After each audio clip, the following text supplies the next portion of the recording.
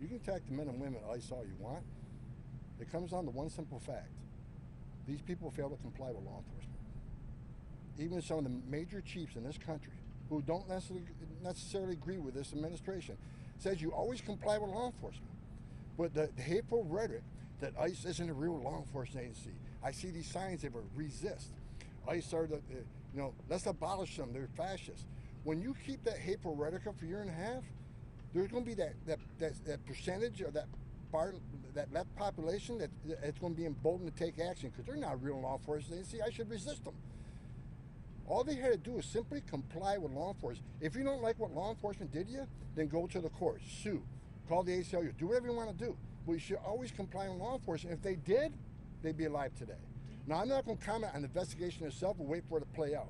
This is about complying with law enforcement, and a lot of the negative, hateful. And I said this a year ago.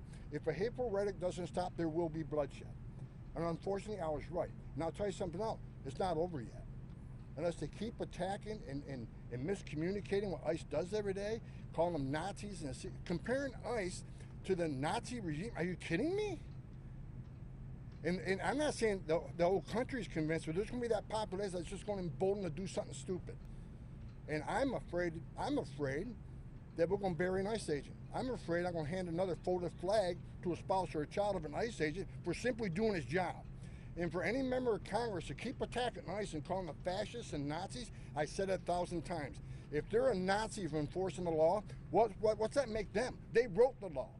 We're not making this up. We're enforcing the laws they wrote, and that they appropriate us money to enforce.